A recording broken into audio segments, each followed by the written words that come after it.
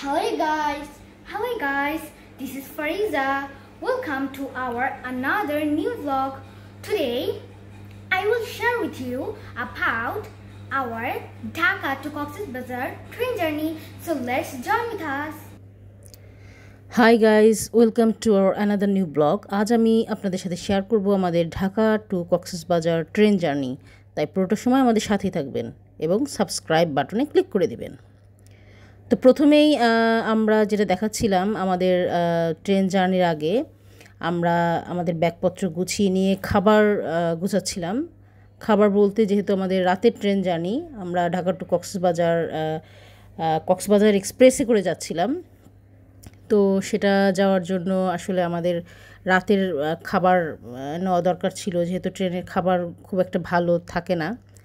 তো যাই হোক, আমি কিছু চিকেন ফ্রাই ভেজে নিয়েছি, দেখতে পাচ্ছেন, এবং সাথে নিয়েছি কিছু আঙ্গুর, শুকনো খাবার হিসেবে খুবই ভালো আঙ্গুরটা, এবং কিছু নিয়েছি বাটার বান, যাতে বাচ্চারা হালকা নাস্তা হিসেবেও রাতে খেতে পারে।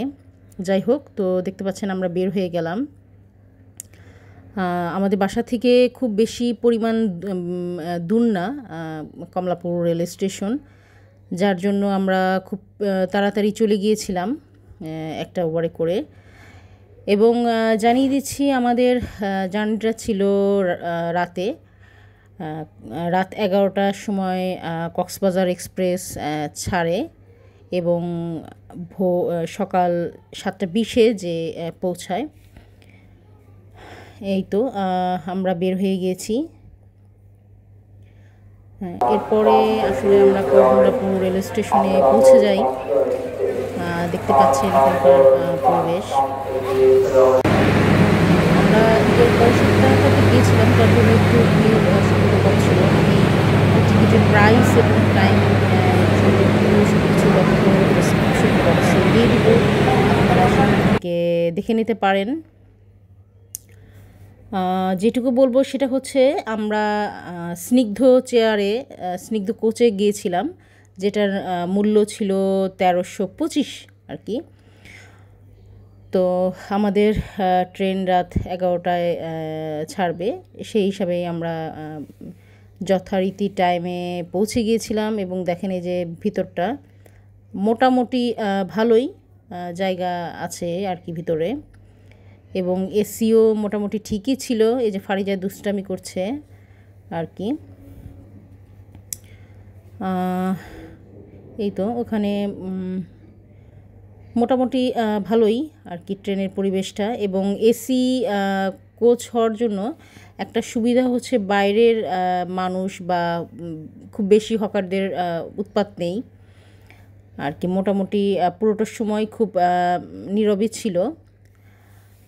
কিছু সময় খাবার দেওয়ার জন্য যারা খাবার পরিবেশন করেন তারা এসেছিলেন।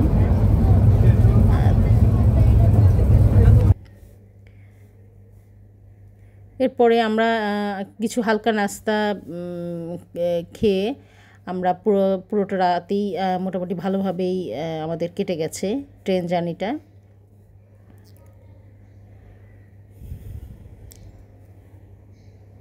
এই তো সবাই খুব শান্তভাবেই বসেছিলেন।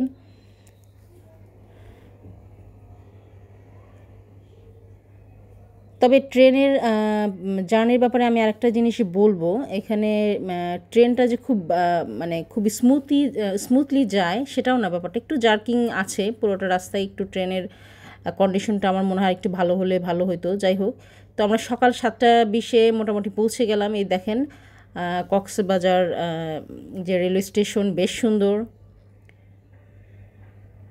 এই তো, আর সকালে পৌঁছানোর জন্য এখানে মোটামুটি শান্তই ছিল পরিবেশটা। এরপরে আমাদের নেক্সট গন্তব্য হচ্ছে কক্সবাজার ইনানি বিচে আমাদের হোটেল, সি পার্ল হোটেল, যেটা আজকে আমি এই ভিডিওতে শেয়ার করব না। পরবর্তী ভিডিওতে সি পার্ল হোটেল সম্পর্কিত সব তথ্য সেখানে দেওয়ার চেষ্টা করব। এই তো আমাদের ট্রেন থেকে নেমে আমরা যেটা করলাম সেটা হচ্ছে, আমাদের ব্রেকফাস্টের জন্য আমরা একটা হোটেল, এখানে আমরা চলে গিয়েছিলাম এবং মোটামুটি ভালোই। এটা ডলফিন মোড়ের খুব কাছেই আর কি। তো আমরা দেখেন এই যে রাতে বেলা আফরান ফারিজা যেই চিকেন ফ্রাইটা নিয়েছিলাম আমরা, ওরা খেতে পারে নাই, ঘুমিয়ে গিয়েছিল সেজন্য।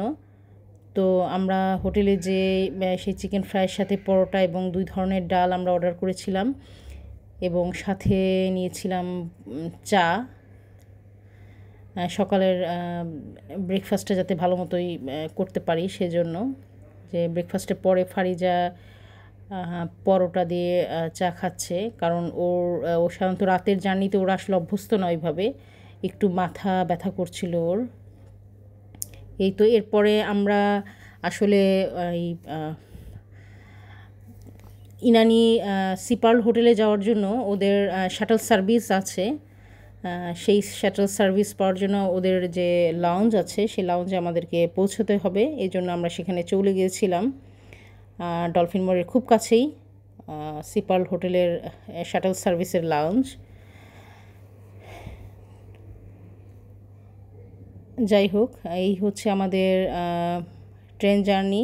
কেমন লাগলো সেটা অবশ্যই জানাবেন এবং পরবর্তীতে আমাদের সিপার্ল হোটেল সম্পর্কিত যাবতীয় তথ্য দেখার জন্য পরবর্তী ভিডিওটি দেখবেন। ধন্যবাদ সবাইকে।